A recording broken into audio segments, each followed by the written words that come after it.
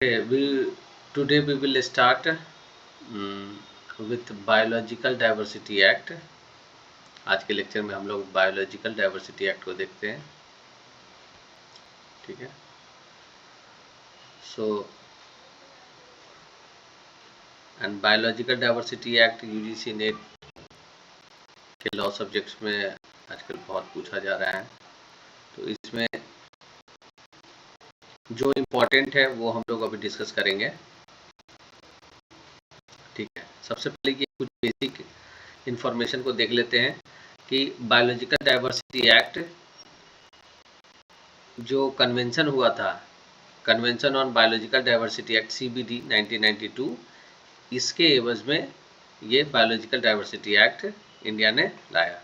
ठीक है, बायोडाइवर्सिटी का मतलब है the biodiversity means the variability among living organism from all sources and the ecological complexes of which they are part and includes diversity within a species or between a species and of ecosystem। ठीक है, biological resource क्या है, ये बहुत important है। ये यही अभी पूछ रहा है पिछले PYQ में, उससे पहले ये बायोलॉजिकल रिसोर्सेज के डिफिनीशन को एग्जैक्टली पूछ दे रहा है। तो बायोलॉजिकल रिसोर्सेज क्या है? The biological resources means plants, animals, micro organisms और parts thereof their genetic material and byproducts excluding value added products with actual or potential use or value but does not include human genetic materials। ठीक है, biological resources क्या है कि biological resources का मतलब है जो प्लांट्स है, जो एनिमल्स हैं, जो भी माइक्रो ऑर्गेनिजम्स हैं और उसके कुछ पार्ट्स या फिर उसके जेनेटिक मटेरियल्स और उसके बाई प्रोडक्ट्स। ठीक है, और इसमें एक्सक्लूड क्या नहीं करना है, तो वैल्यू एडेड प्रोडक्ट्स, जो भी उसमें कुछ बाहर से मिलावट किया गया है, वैल्यू एडेड किया गया है उस जेनेटिक मटेरियल्स और बाई प्रोडक्ट्स में, तो उसको एक्सक्लूड करना है। ये वर्ड को ध्यान रखेंगे आप लोग, एक्सक्लूड करना है। और किसको इंक्लूड नहीं करता है, तो does not include human genetic materials. ठीक है, ह्यूमन जेनेटिक मटेरियल्स को ये यूज नहीं करता है, इंक्लूड नहीं करता है। ठीक है, विथ एक्चुअल और पोटेंशियल यूज और वैल्यू। ठीक है, ये एक्चुअल, पोटेंशियल और वैल्यू, पोटेंशियल यूज और वैल्यू के लिए इसका यूज होता है। तो इसलिए biological resources is very important in biological diversity act 2002। ठीक है,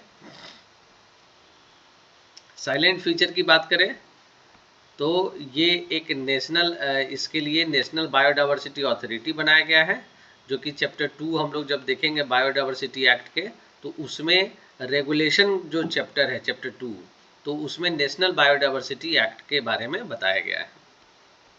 ठीक है,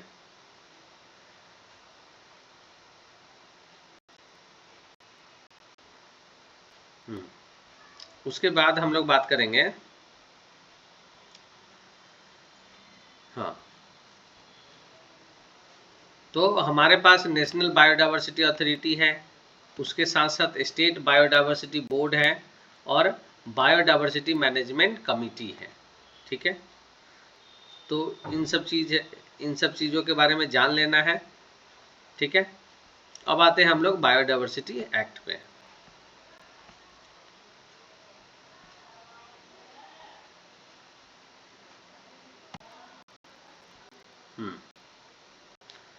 so this is biodiversity act.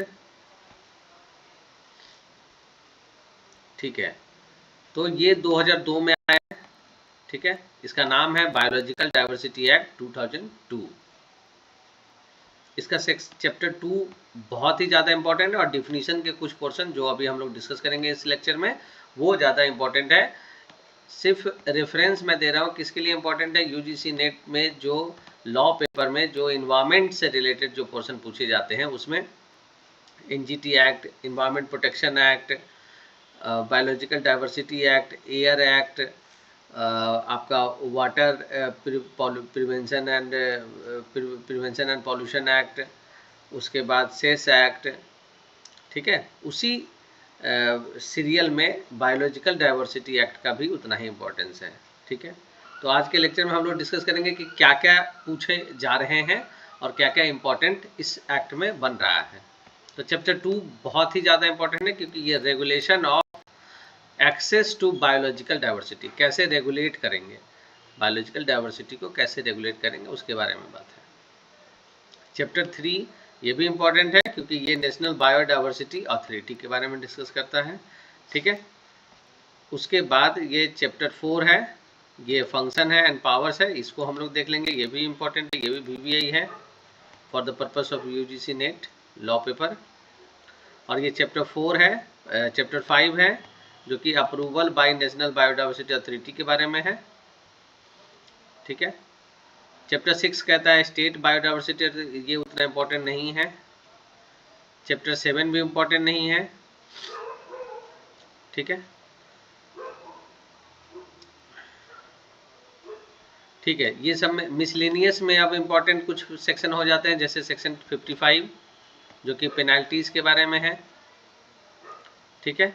56 important है, 55B इम्पोर्टेंट है, तो ये सब इम्पोर्टेंट है। अब आते हैं हम लोग डिफिनीशन पोर्शन पे। पहले थोड़ा बहुत प्रियम्बल का देख लेते हैं, इसका पर्पस क्या है, मोटिव क्या है इस एक्ट के बनने का। तो बायोलॉजिकल डाइवर्सिटी, ठीक है, ये किसके लिए है, sustainable use of its component, ठीक है, sustainable use of its component, और fair and equitable sharing of benefits arising out of the use of biological resources, knowledge and for matters connected therewith or incidental thereto, ठीक है।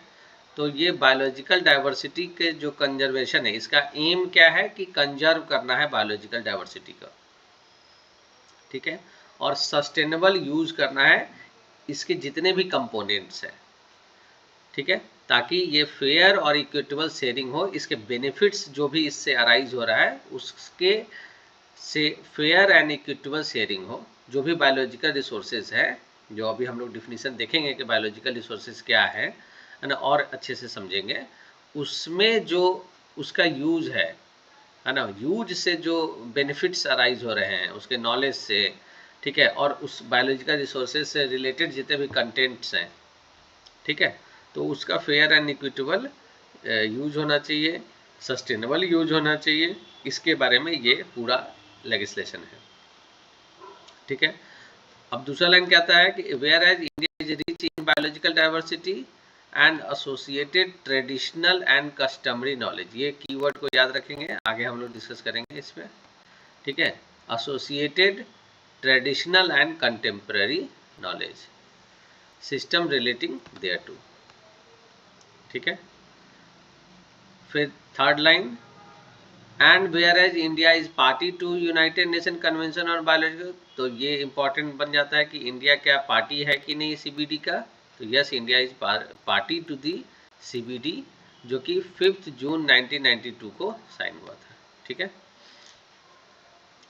अर्थ summit में जो 20 रियो +20 जो हुआ था, 20th एनिवर्सरी जो मनाया गया था 1972 का, तो +20 में एक आया था CBD, जो कि बहुत इंपॉर्टेंट होता है, ठीक है, एक CBD आया था, तो वो CBD के हम लोग इंडिया क्या है, पार्टी, ठीक है। और उसमें इस कन्वेंशन को कब इन्फोर्स किया गया, तो ये डेट याद रखना है, 29 दिसंबर 1993, 29 दिसंबर 1993, ये डेट याद रखना कि इस डेट को ये इन्फोर्स हुआ, ठीक है। उसके बाद क्या कहता है कि and whereas said convention has main objective, इसका मेन ऑब्जेक्टिव क्या है, of conservation of biological diversity, इसका मेन एम है बायोलॉजिकल डाइवर्सिटी को कंजर्व करना, sustainable use of its component and fair and equitable sharing of benefits arising out of utilization और genetic resources, ठीक है। फिर नेक्स्ट लाइन कह रहा है, and whereas India is party to Nagoya protocol, जो कार्टिजीना और नगोया दो इसमें प्रोटोकॉल हुआ था CBD का, कार्टेजिना और नगोया। ठीक है, नगोया हुआ था एक्सेस टू जेनेटिक रिसोर्सेज के बारे में, जो फेयर एंड इक्विटेबल शेयरिंग है उसके बारे में हुआ था 2010 में। ठीक है, नगोया जापान का एक शहर है, वहां पे हुआ था नगोया प्रोटोकॉल। तो इंडिया किसका है? इंडिया नगोया का भी पार्ट है। ठीक है, इंडिया किसका पार्टी है? नगोया का भी पार्टी। चूंकि सीबीडी का पार्टी है तो नगोया का भी पार्टी ये बाद में बना 2010 में। ठीक है, उसके बाद क्या करा? And whereas it is considered necessary to provide conservation, sustainable utilization, fair and equitable sharing of benefits arising out of utilization of biological resources and also to give effect to said convention। ठीक है, तो ये कह रहा है कि ये legislation आपका कंजर्वेशन करता है, सस्टेनेबल यूज लाता है, फेयर एंड इक्विटेबल शेयरिंग करता है। ठीक है, जो भी बायोलॉजिकल रिसोर्सेज से बेनिफिट्स अराइज हो रहे हैं उसके रिगार्डिंग है। ठीक है, अब आते हैं हम लोग इसके डिफिनीशन के पोर्शन पे। तो डिफिनीशन में सबसे ज़्यादा इम्पॉर्टेंट है सेक्शन 2B। ये VBI है for the purpose of UGC net. ठीक है, इन्वायरमेंट पोर्शन के लिए। बायोडाइवर्सिटी क्या है? बायोलॉजिकल डाइवर्सिटी क्या है? इसका मतलब है बायोडाइवर्सिटी। ठीक है, it means the variability among living organism, the variability among living organisms from all sources and from all sources and the ecological complexes of which they are part and includes diversity within a species or between a species and of ecosystems। ठीक है, तो biological diversity के बारे में define किया हुआ कि इसका मतलब है जो भी वेरिएबिलिटी है लिविंग ऑर्गेनिज्म के बीच में। ठीक है, जो भी ऑल रिसोर्सेज, जितने भी सोर्सेज हैं, जितने भी इकोलॉजिकल कॉम्प्लेक्सेस हैं, ठीक है, उसके पार्ट्स में, और जो भी डाइवर्सिटी है वो जितने भी स्पीसीज हो जाते हैं या फिर स्पीसीज के भी बिटवीन स्पीसीज और इकोसिस्टम के जो भी पार्ट है सब बायोलॉजिकल डाइवर्सिटी में आते हैं। ठीक है, फिर नेक्स्ट जो इंपॉर्टेंट हो जाता है वो है वेरी वेरी इंपॉर्टेंट है, इसको नोट कर लीजिए, ये है बायोलॉजिकल रिसोर्सेज। ठीक है, तो बायोलॉजिकल रिसोर्सेज क्या है और ये कब अमेंड हुआ? तो ये अमेंड हुआ है biological diversity act, amendment act 2023, जो कि इन्फोर्स हुआ था 2024 में। ठीक है, यहाँ पे देखिए फुट नोट में दिया हुआ है, ये एक्ट कब आया? 2023 में, और इन्फोर्स हुआ है 1 अप्रैल 2024 को।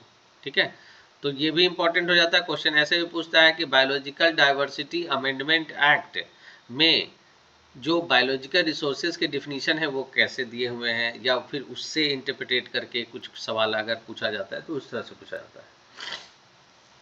ठीक है, तो बायोलॉजिकल रिसोर्सेज इंक्लूड्स प्लांट्स, मैं थोड़ा जूम कर देता हूँ, biological resources include plants, animals, microorganisms or part of their genetic material and derivatives। Derivative में क्या एक्सक्लूड कर दे रहा है? Value added products. अभी हम लोग प्रियम्बल में भी ये चीज़ था कि कोई भी चीज़ वैल्यू एडेड अगर है तो उसको एक्सक्लूड कर देगा और जेनेटिक, ह्यूमन जेनेटिक मटेरियल को इंक्लूड नहीं करेगा। तो कौन कौन चीज़ इंक्लूड नहीं करता है? एक तो वैल्यू एडेड को एक्सक्लूड कर देता है, दूसरा ह्यूमन जेनेटिक मटेरियल को, ह्यूमन जेनेटिक मटेरियल को भी ये लोग एक्सक्लूड कर देता है। ठीक है, और इससे इस जेनेटिक मटेरियल से क्या हो रहा है? एक्चुअल या फिर पोटेंशियल यूज और वैल्यू अगर हो रहा है ह्यूमैनिटी के लिए, सबसे इंपॉर्टेंट है कि ये ह्यूमैनिटी के लिए किया जा रहा है बायोलॉजिकल रिसोर्सेज का। ठीक है, तो बायोलॉजिकल रिसोर्सेज सेक्शन 2C में डिफाइंड है, जो कि बायोलॉजिकल डाइवर्सिटी अमेंडमेंट एक्ट 2023 में आया था, जो कि 1 अप्रैल 2024 को लागू हुआ था। इसमें बायोलॉजिकल रिसोर्सेस डिफाइन है, जो कहता है कि ये इंक्लूड करता है किसको?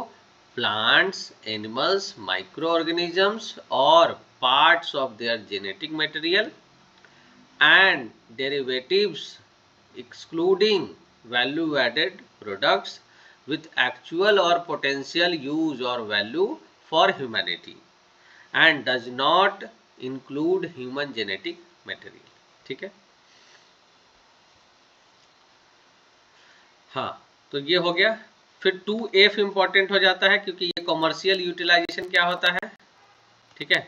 Commercial utilization means end usage of biological resources for commercial utilization such as drugs, industrial enzymes, food flavors, fragrance, cosmetics, emulsifiers, oleoresins, colors, extracts and genes used for improving crops and livestock through genetic intervention, but does not include conventional breeding or traditional practices in use in any agriculture or horticulture, poultry, dairy farming, animal husbandry और B keeping, ठीक है।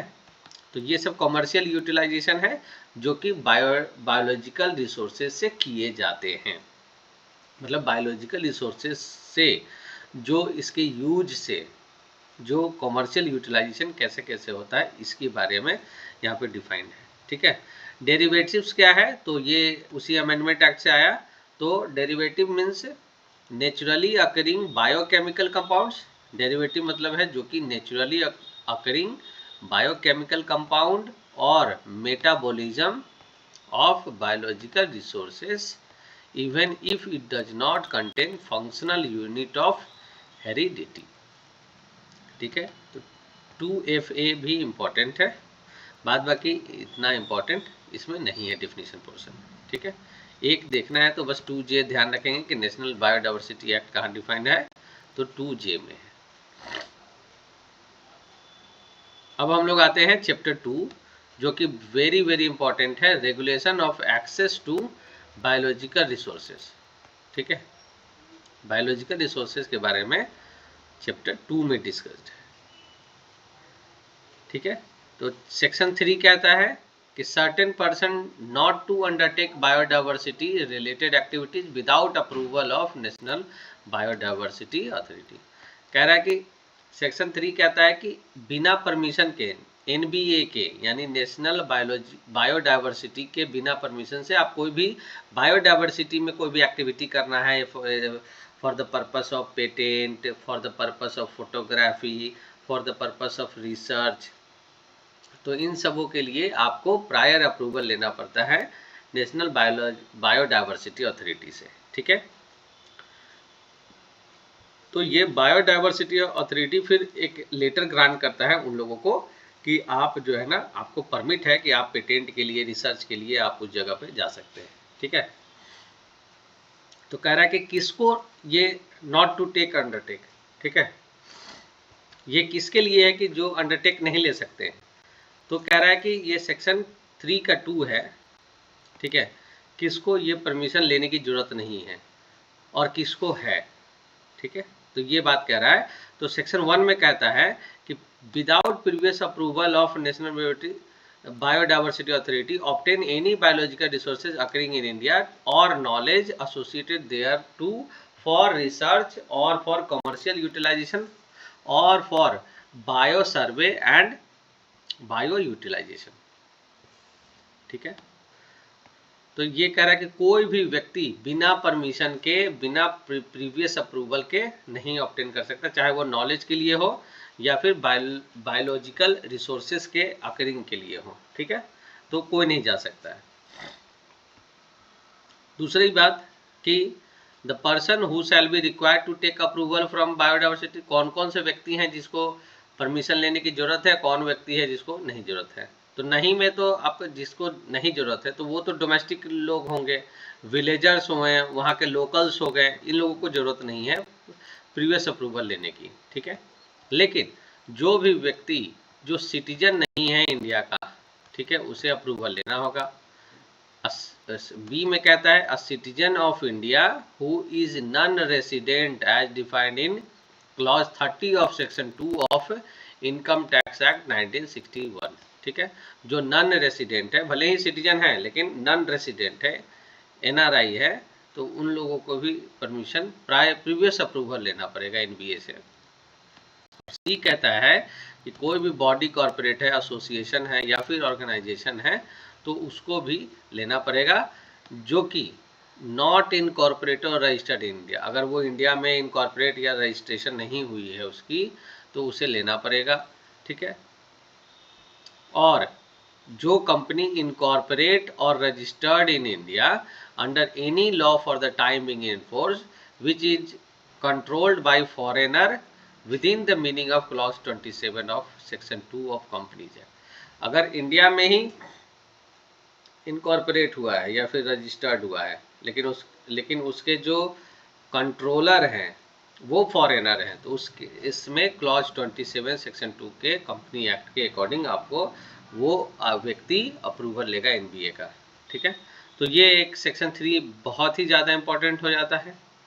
ठीक है, section 4 कहता है, जो कि amendment से ऐड हुआ, सेक्शन सब्स्टिट्यूट हुआ है, ऐड नहीं कहेंगे, या तो कुछ इसके पोर्शन सब्स्टिट्यूट हुए होंगे या फिर पूरे सेक्शन को सब्स्टिट्यूट किया गया होगा। सेक्शन 4 कहता है, ये सेक्शन 4 ही को सब्स्टिट्यूट किया गया है अमेंडमेंट एक्ट से।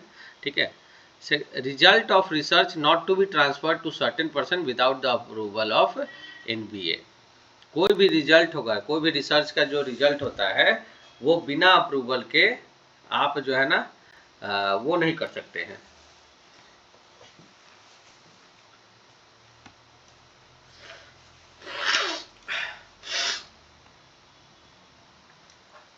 ओके,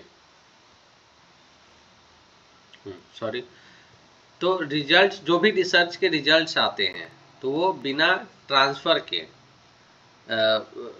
बिना प्रायर विदाउट अप्रूवल एनबीए के आप उसको ट्रांसफ़र नहीं कर सकते किसी व्यक्ति को। मान लीजिए आप गए वहाँ पे रिसर्च किए पेटेंट से रिलेटेड या फिर अपने साइंस पर्पसेस से या फिर सोशल साइंस पर्पसेस से, और आप उस रिसर्च के नॉलेज को क्या कर रहे हैं, ट्रांसफ़र कर रहे हैं, तो बिना अप्रूवल के आप ऐसा नहीं कर सकते। ठीक है, तो ये सेक्शन 4 आपको मना करता है। लेकिन इसका प्रोवाइजो है that the provision of this section shall not apply if publication of research papers or dissemination of knowledge in any seminar, workshop involving financial benefit as per the guidelines issued by central government। ठीक है, और कह रहा है कि proviso में है कि the section shall not apply if publication और रिसर्च पेपर्स और dissemination of knowledge in any seminar workshop involving financial benefit, अगर वो सेंट्रल गवर्नमेंट को, ठीक है, एज पर सेंट्रल गवर्नमेंट के गाइडलाइन के हिसाब से अगर फाइनेंशियल बेनिफिट दे रहा है तो ऐसे केस में होता है। ठीक है, तो सेक्शन 4 इंपॉर्टेंट बस इसलिए है कि कोई भी रिसर्च आप वहाँ से लाते हैं तो वो ट्रांसफ़र नहीं करना है बिना अप्रूवल के, एनबीए के अप्रूवल के बिना ट्रांसफ़र नहीं करना है। ठीक है, ठीक है, अब यहाँ पे ये सेक्शन 3 और 4 वेरी वेरी इंपॉर्टेंट है। फिर सेक्शन 6 जो है ना वो इम्पॉर्टेंट हो जाता है, वीबीआई हो जाता है इस पर्पज से, क्योंकि application for intellectual property rights not to be made without approval of national biodiversity authority. ठीक है, अगर आपको आईपीआर से रिलेटेड बताया कि कॉपीराइट, पेटेंट या फिर ट्रेडमार्क से, या फिर आपको कोई ट्रेडिशनल नॉलेज लेना है, ठीक है, या फिर उसके आपको कोई भी ऐसा नॉलेज उससे प्राप्त करना है जो कि इंटेलेक्चुअल प्रॉपर्टी राइट्स के रिगार्डिंग है, तो ऐसे केसेस में आपको आपको या फिर ये देखिए इन्वेंशन है, ठीक है, based on any research or information on biological resource which is accessed from India, including those deposited in repositories outside India or traditional knowledge associated thereto shall obtain prior approval of the NBA।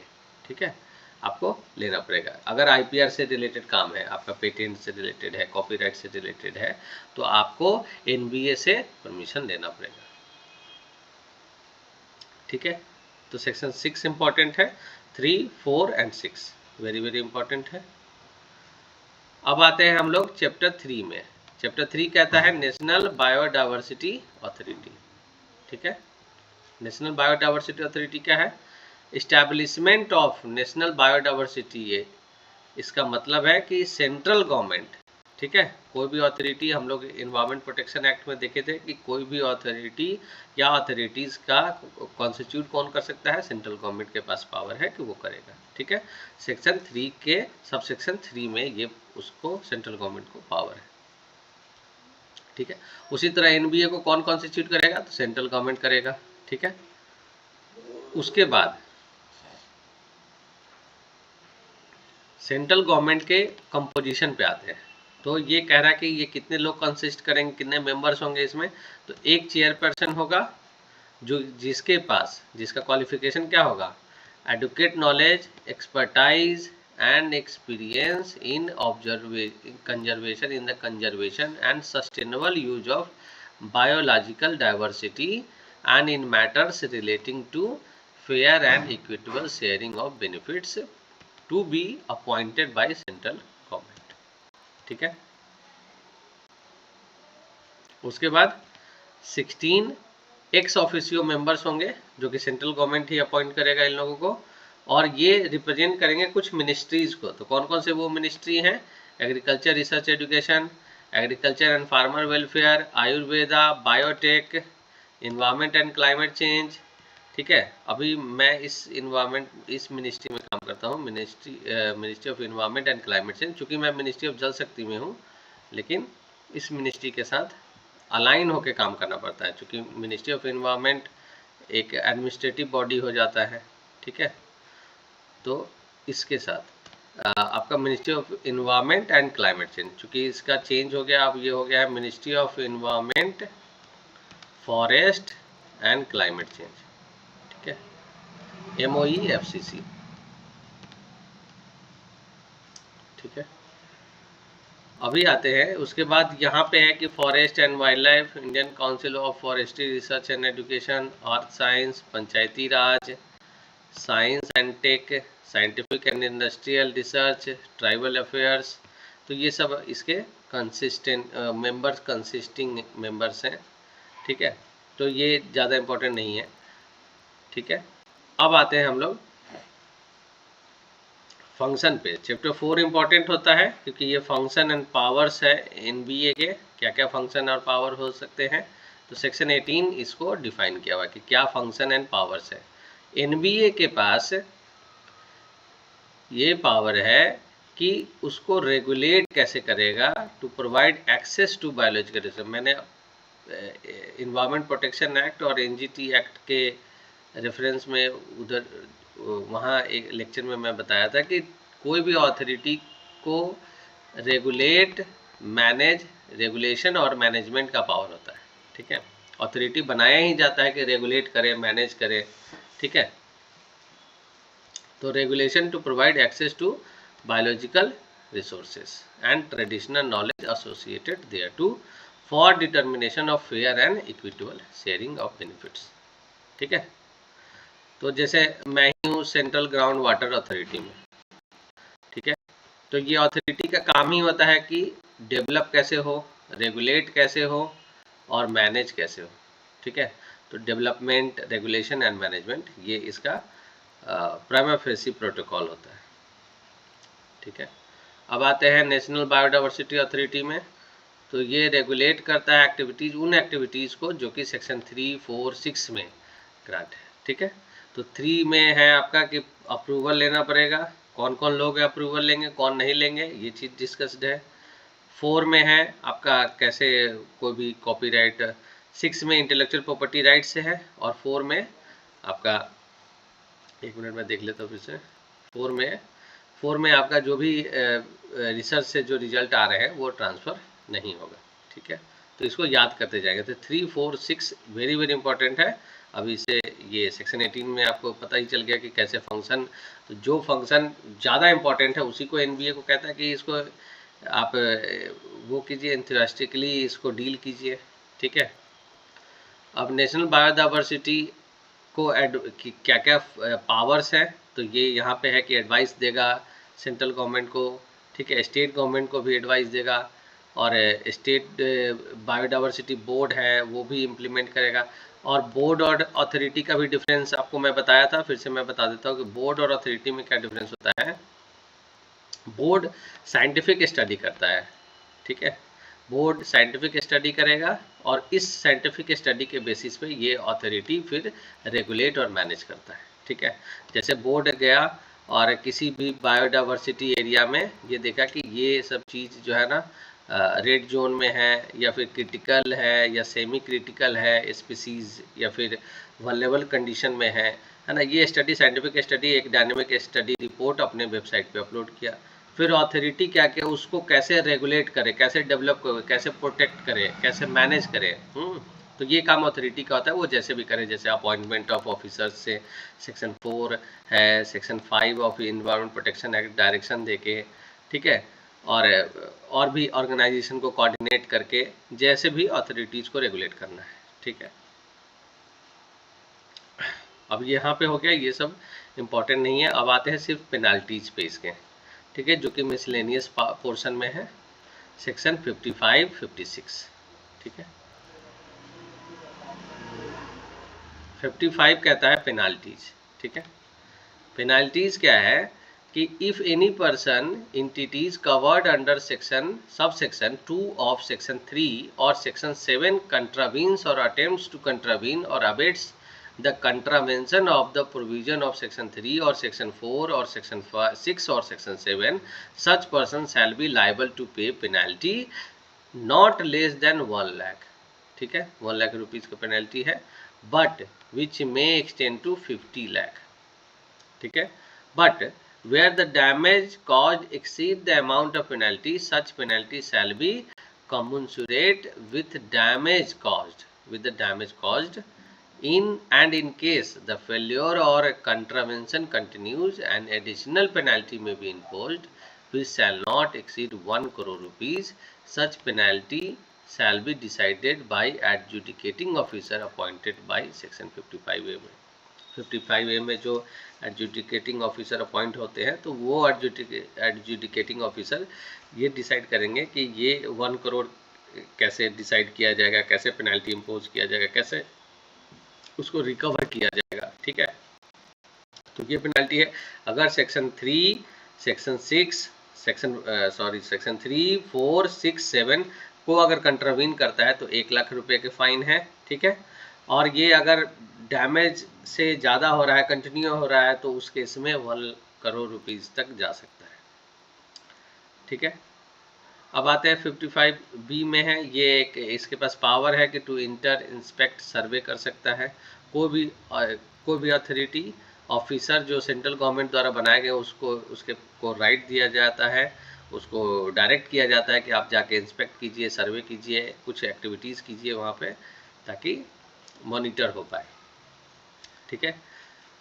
Penalty 56 में भी है, जो कि कहता है penalty for contravention of direction or orders of central government, state government, national biodiversity authority and state biodiversity boards, ठीक है। अगर कोई भी डायरेक्शन ऑर्डर सेंट्रल गवर्नमेंट का या फिर स्टेट गवर्नमेंट का या फिर NBA का या फिर स्टेट बायोडाइवर्सिटी बोर्ड का अगर कोई कंट्रावीन करता है कोई भी पर्सन, तो उस केस में उसके पास जो है ना पावर है कि उसको पनिश कर सके, और वो पनिशमेंट 1 लाख रुपीज़ तक जा सकता है। और अगर सेकेंड बार या फिर सब्सिक्वेंट ऑफेंस कर रहा है तो 2 लाख रुपीज़ तक का जा सकता है। और वो बार बार अगर कंटिन्यूस कंट्रावेंशन कर रहा है तो एडिशनल फाइन भी इम्पोज हो जाएगा, जो कि 2 लाख तक जा सकता है, ठीक है, एवरी डे, ठीक है, in default of such continues.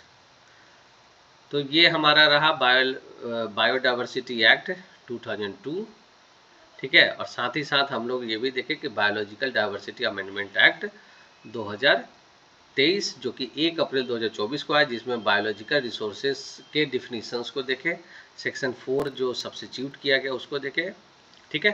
तो biological diversity act 2002 is very important for the purpose of UGC net law subject, and in PYQ it repeatedly asks by such portion, through such portion, like biological diversity, the definition of biological diversity,